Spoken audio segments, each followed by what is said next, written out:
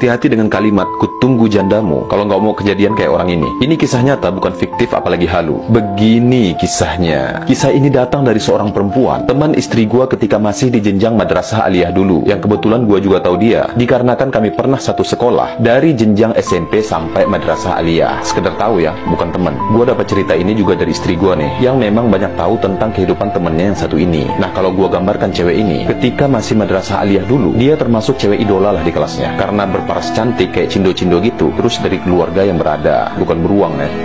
Jadi nggak heran kalau dia selalu menjadi pusat perhatian. Dan nggak sedikit laki-laki pada saat itu ngedeketin dia buat dijadiin pacar gitu. Termasuk temen gue sendiri yang coba ngedeketin dia, tapi ya belum beruntung.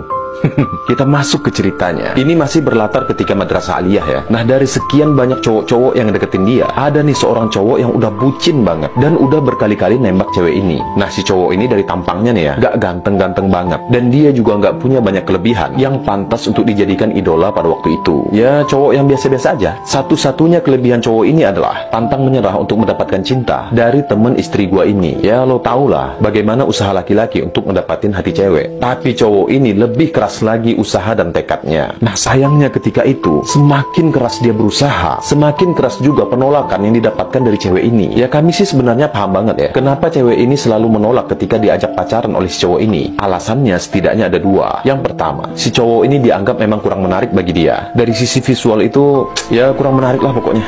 Yang kedua nih, si cewek ini punya bapak yang galak banget. Udah terkenal lah pokoknya bapak cewek ini. Memang betul-betul keras melarang anak-anaknya menjalin hubungan percintaan di masa sekolah. Jadi teman istri gua ini betul-betul menjaga dirinya untuk tidak jatuh ke dunia percintaan anak-anak muda. Nah, sampai di tahun terakhir mereka di madrasah aliyah, karena si cowok ini merasa sebentar lagi akan berpisah dengan pujaan hatinya, dengan sisa-sisa usaha dan tekadnya, dia mengatakan kepada cewek ini, dengerin ya, aku nggak akan pernah menyerah. Ingat ya, kutunggu jandamu. Dia bilang kayak gitu. Nah, singkat cerita, luluslah mereka dari madrasah aliyah, dan si cewek ini melanjutkan ke perguruan tinggi di bidang kesehatan. Gua lupa jurusan keperawatan atau kebidanan. Pokoknya antara dua jurusan itulah. Sedangkan si cowok, gua nggak dapat kabar nih, apakah dia lanjut kuliah atau langsung kerja. Yang jelas setelah aliyah, mereka putus kontak sama sekali, dan saling nggak mengetahui kabar masing-masing. Nah, singkat cerita, sekitar 3 tahun kemudian, si cewek ini luluslah dari kuliahnya setara D3, dan diterima bekerja di sebuah rumah sakit. Nah, di rumah sakit ini, dia bertemu dengan seorang laki-laki yang juga bekerja di rumah sakit tersebut, yang dimana laki-laki ini adalah seorang yang good looking, mapan, dan juga punya posisi yang bagus lah di rumah sakit tersebut. Karena hampir setiap hari ketemu, muncullah bibit-bibit cinta nih di antara mereka, dan terjadilah cinta lokasi antara dua sejoli ini. Nah, setelah beberapa lama pacaran, si cowok ini kemudian memberanikan diri untuk melamar pujaan hatinya. Datanglah dia ke rumah cewek ini kan, buat berkenalan dengan keluarga pacarnya. Dan lo tahu apa yang terjadi? Keluarga si cewek ini seneng banget dengan kedatangannya, dikarenakan dari penampilan pun sudah tampak mapannya, dan mungkin menurut mereka inilah yang akan menjamin kehidupan anaknya apabila menjadi istri dari laki-laki ini. Nah, singkat cerita, terjadilah pernikahan di antara keduanya dengan resepsi yang lumayan besar untuk ukuran orang kampung ketika itu, dikarenakan ya lo tau lah, besarnya resepsi kan berbanding lurus dengan tingkat kesejahteraan.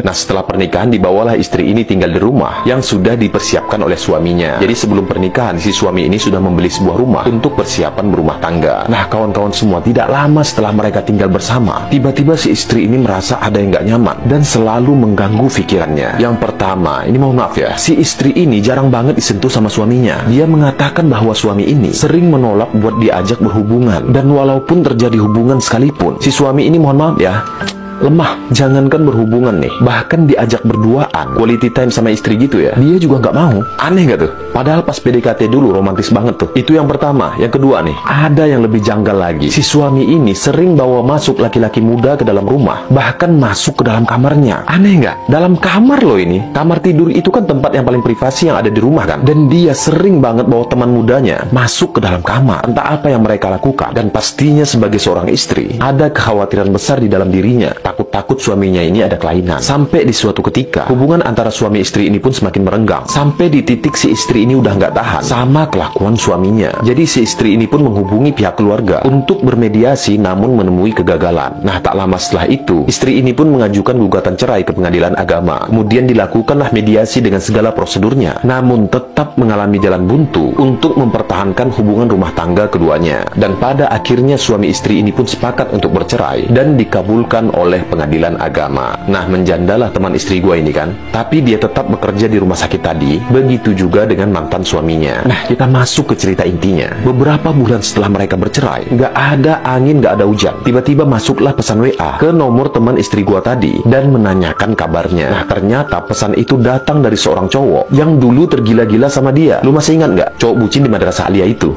Dan ternyata si cowok ini tahu loh keadaan rumah tangga si cewek yang udah pura-puranda itu. Dan dia datang di saat yang betul-betul tepat ketika hati si cewek ini sedang merindukan kasih sayang seorang laki-laki. Bertanya kabar, intens hubungan lewat WA, dan pada akhirnya mereka pun memutuskan untuk ketemuan. Dan entah kenapa ketika pertemuan itu, cewek ini ngerasa ada yang beda gitu loh. Dia ngerasa bahwa si cowok ini udah berubah 100% dari yang dulu. Mulai dari penampilannya yang semakin oke, sifatnya yang semakin dewasa, dan udah mulai mapan. Itu udah kayak dia belajar bertahun-tahun tuh buat menaklukkan pujaan hatinya. Sampailah beberapa bulan mereka menjalin hubungan. Si laki-laki ini pun mencoba peruntungannya untuk berkenalan dengan orang tua si cewek. Dan sebenarnya laki-laki ini pun gak terlalu yakin sih, mengingat betapa susahnya menaklukkan hati anaknya, apalagi kedua orang tuanya. Namun alhamdulillahnya, kedatangannya disambut baik oleh keluarga si cewek, dan hubungan mereka pun berjalan mulus sampai ke jenjang pernikahan. Bahkan sampai sekarang pun hubungan mereka semakin langgeng. Ditambah lagi mereka sudah dikaruniai buah hati yang semakin melengkapi kebahagiaan mereka. Nah, kawan-kawan semua, pesan dari kisah ini adalah terkadang apa yang pernah kita ucapkan di masa lalu menjadi kenyataan di masa yang akan datang. Ini mirip kayak sebuah sugesti yang dimana hati kita selalu melangkah ke arah itu. Jadi mulai dari sekarang nih, ucapkanlah hal-hal yang paling baik, tanamkanlah di dalam hati kita hal-hal yang paling positif untuk dituju di masa depan. Dan jangan lupa untuk berhusnuzon kepada Allah, karena Nabi Muhammad SAW bersabda dalam sebuah diskusi, "Ana inda dhanna abdi bi." Aku ini tergantung persangkaan dari hambaku. Kayak kisah tadi ya, dia mengatakan kutunggu jandamu. Seharusnya dia mengatakan kutunggu daramu. Kalau bisa dapat yang darah, kenapa harus nunggu yang janda? Semoga bermanfaat.